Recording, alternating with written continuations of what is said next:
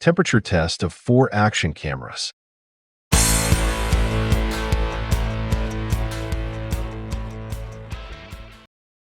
Good day folks, Don here from 3BR Power Sports.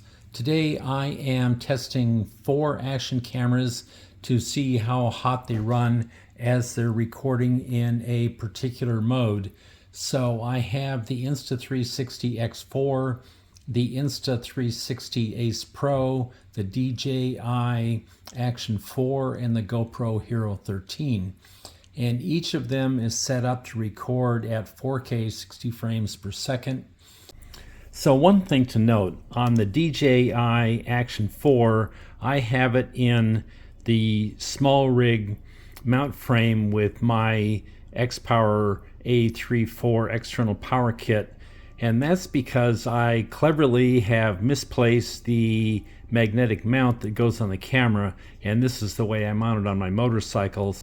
I wanted to make sure it was up off the deck because the cameras do dissipate some heat from the bottom, so that'll give the Action 4 a tiny bit of advantage because the case does help dissipate heat somewhat.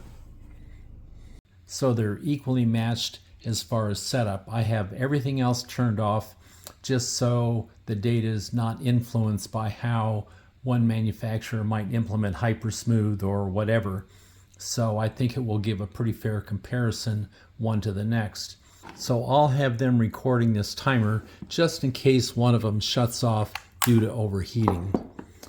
Now, one note, the ambient temperature indoors here is a little over 80 degrees.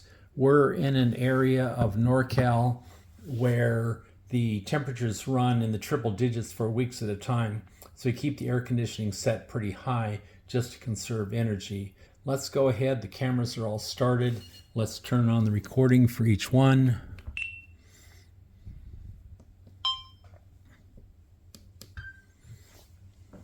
Here we go. And I'll measure temperature about every 10 minutes or so. All right, let's let them run a while. The screens should all time out pretty quickly. I've got them at the minimum timeout period. Okay, it's been a little over 10 minutes since I started this test. Let's see where our cameras are temperature-wise. And by the way, let's have a look at what our ambient is here. It's still around 82, so okay. Let's see any higher temperature than that. 133. Okay. The Action 4, 141. The Ace Pro, 144. And you notice that I've turned the X4 around. It seems to be hotter on this side than the other side, but still running cooler than the other three. So what did I see, 130? Let's let that run for a while. Okay, we've been running a little over 20 minutes. Let's have a look here. 40, 141, and the Action 4, 151.7. Now 157. Well, let's give them 156, benefit of the doubt. And finally, the X4, give them a 140. All right, let's let it run some more. Okay, we're at 50 minutes right now, and the HERO13, 150, 151, 152. The Action 4, 158, 159, 161, 162. Let's give them 162. And perfect timing, the Ace Pro just shut down at 167 degrees. And the X4, nice comfortable 143.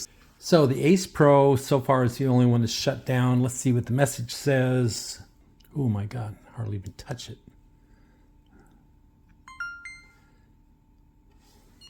So there we have it. And that is at 52 minutes roughly. All right, let's let the others continue to run. Okay, the Action 4 just shut down. 163. So let's see what it has to say.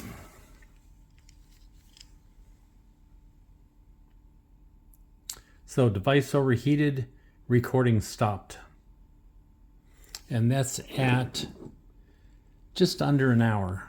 Okay, we'll let the last two survivors keep running here.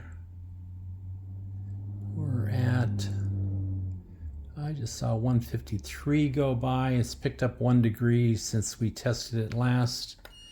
And the X4, by the way, you notice that I've taken the mount frame off of the X4. You know, that's the way I run it in my motorcycle, and I didn't even pay attention to the fact that I still had my X-Power X4 mount frame on it. So, but it really doesn't seem to make a little bit of difference. It's up to 148, and it was 144. So, but still cooler than all the rest. And I think the reason is the fact that it's so big. It's got a lot of area to dissipate heat, so it's a great advantage to the X4. I've never been a fan of the tall camera because it puts so much load on the mounts with all that overhung weight. But boy, it sure makes a difference for cooling. Okay, all 4 cameras have now shut down. However, the HERO13 and the Insta360 X4 both shut down because they ran out of batteries. So they did not have an overheating issue. They just kept recording until they didn't have enough battery left to do anything. That wraps up the test. The results are not surprising to me.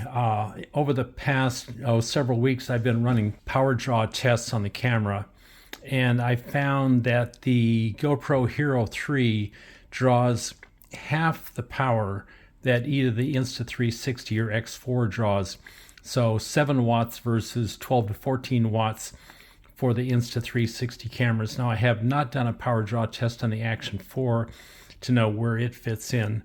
There's the results that I got with my test using my parameters, and I'm sure there are going to be a lot of people who say, oh, you should have conducted it with these parameters or those parameters, done this way or that way. But again, this is the way I tested it, the way I thought was most fair. And if there are folks who think it should have been done differently, then they have the option of conducting a similar test and publishing their results.